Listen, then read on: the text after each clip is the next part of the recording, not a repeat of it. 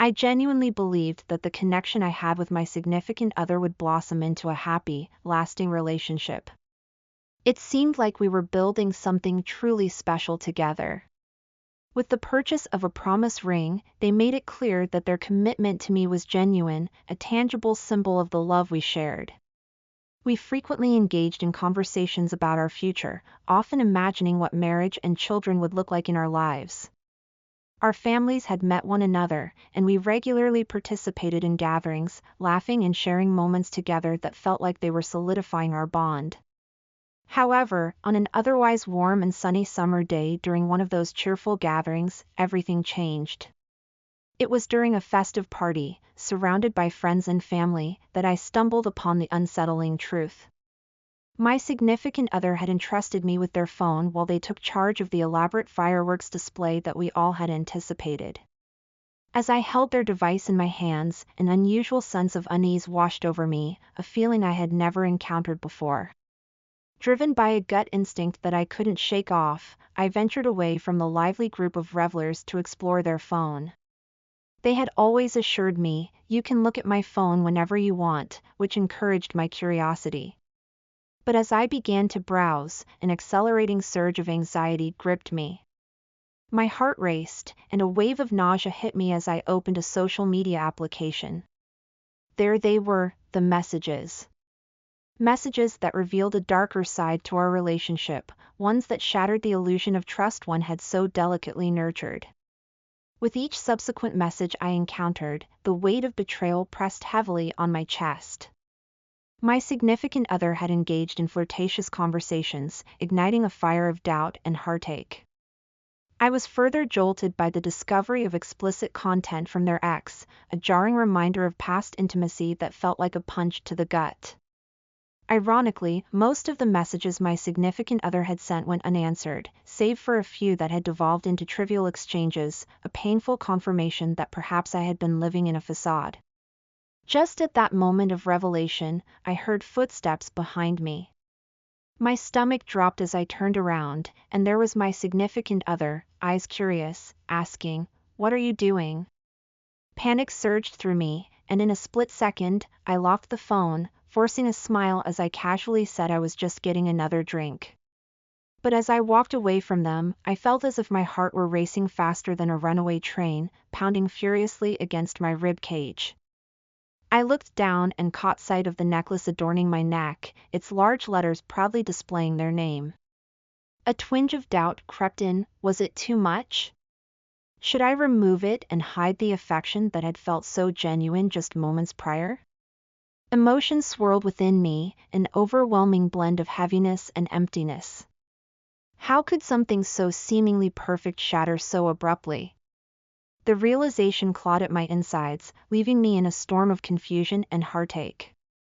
I was standing at a crossroads, unsure of what path to take next in a relationship I once believed to be steadfast and true. As I retraced my steps back to the gathering, I felt the atmosphere shift, and moments later, they appeared beside me, eyes full of expectation as they asked for their phone back. Without hesitation, I reached into my pocket and handed it over to them with a nonchalance that belied the icy feelings swirling within me.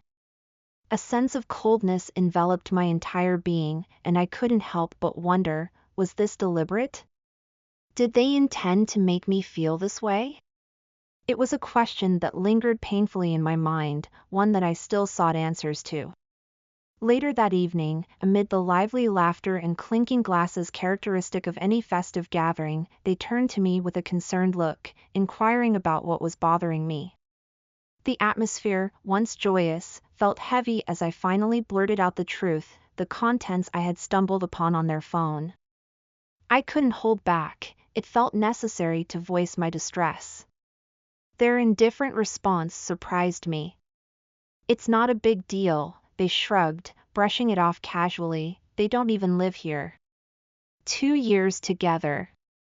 2 whole years, it's not merely a fleeting moment in time, it's a substantial chapter in our lives.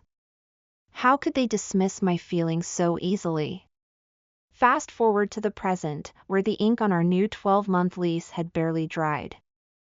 We had entered into this commitment with the flickers of hope illuminating our path, believing that they would transform their behavior for the better, that perhaps this change in scenery would jumpstart something profound in our relationship. I had signed the lease with optimism, clinging to the notion that we could navigate our struggles together. However, just a few months down the line, it became painfully evident that nothing had shifted. Their patterns remained unaltered: endless nights out with friends, an ongoing parade of following random girls on social media, and an alarming disregard for my presence, which felt as if I were simply a background character in their life's movie. Every discussion we had shared about boundaries and trust seemed to vanish as quickly as they had come.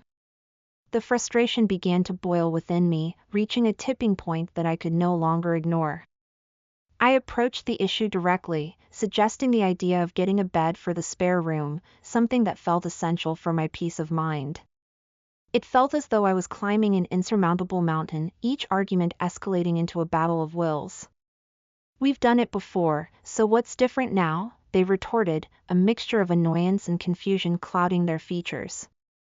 It was at that moment, standing in the dim light of our living room, that I made a decision that felt monumental. The ongoing lack of communication, the blatant disregard for my feelings, and the growing sense of disrespect weighed heavily on my soul. I knew that I had to be done. What was it going to take for them to realize the depth of the hurt they were causing? The once tender connection had frayed to the point that I could feel the chasm widening between us. And though my heart was heavy with sorrow, a strange sense of relief washed over me as I acknowledged that I deserved better. Better than feeling like an afterthought, better than being a spectator in my own life. Days turned into weeks, and as the distance grew, I found solace in spending time with friends who reminded me of my worth. Their laughter became a soothing balm that countered the pain I had experienced. I embraced new activities, poured my energy into pursuits that ignited a spark of joy within me once again. Yet, even through this healing journey, the memories would creep back in, the moments we shared, the hopes I had clung to when we first signed that lease. A swirling mix of nostalgia and regret accompanied me like shadows, whispering reminders of what we once had. But as I reflected on everything, I realized that I was learning to prioritize myself, to carve out my own happiness away from the weight of a relationship that had become a burden. I found myself daydreaming about a future that was distinctly my own. I imagined a life filled with adventure, laughter, and love that flourished without reservations, where trust was woven into the fabric of every exchange. The specter of that past relationship faded slowly but surely, replaced by the light that I was actively creating for myself. In the end, releasing that chapter wasn't merely about walking away, it was about rediscovering who I was without the shadows of someone else's indifference looming over me. I was learning to embrace the uncertainty of what lay ahead, and for the first time in what felt like ages, a sense of exhilaration coursed through my veins. The world was vast, filled with possibilities just waiting to be explored, and I was more than ready to embrace whatever came next. After an extended period of reluctance, they finally transitioned to the ground floor, thanks to persistent nudging from me. However, the moment they settled in, an onslaught of phone calls began, conversations with various other people that echoed incessantly through the walls. The ringing, the chatter, it felt like a relentless storm, and I realized I simply couldn't cope with the chaos any longer. With a heavy heart and a mind full of turmoil, I resolved to declare, forget the lease. My living situation had become entirely untenable. It was not conducive to my healing or the mending of a relationship, which had, quite frankly, been strained to the breaking point. I came to the firm conclusion that in order to reclaim my peace, I had to extricate myself from the source of my pain. I needed to sever those ties and begin a journey of healing far away from the person who had caused me so much hurt and disappointment. When I approached them to communicate my decision, they showed a surprising indifference. They had previously assured me that they would be better, but those promises seemed hollow now. "You'll take over the lease," I stated firmly, my emotion barely hidden. As I began to gather my belongings, everything from the couch that had witnessed countless evenings of laughter to the dishes that held memories of shared meals and quiet conversations, they ambled over and attempted to persuade me otherwise. I don't want you to leave, they said, a tinge of desperation in their voice. You don't have to if you don't want to. I'm willing to work this out. I couldn't help but let out a bitter laugh. You're 4 months too late, I shot back, the sting of irony not lost on me.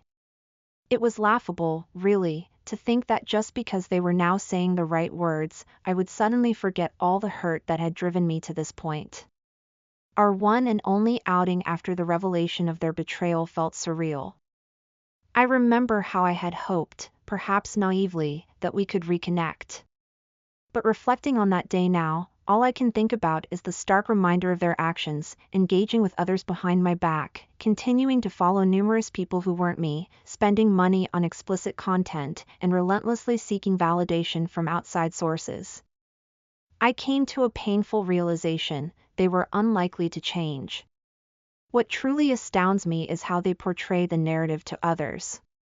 They spread rumors that I'm the one who's lost touch with reality, that somehow I was the unfaithful one in this twisted tale.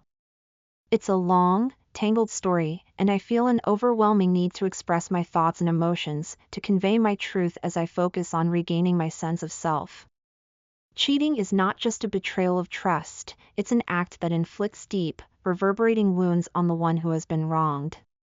The scars are not merely emotional, they run deep and often manifest in various ways, affecting mental well-being and self-esteem. Having gone through this heartbreak, I wouldn't wish such a traumatic experience on my worst enemy. The days following my decision became a reflective time for me. Each piece I packed reminded me of happier moments, yet also the pain that accompanied them.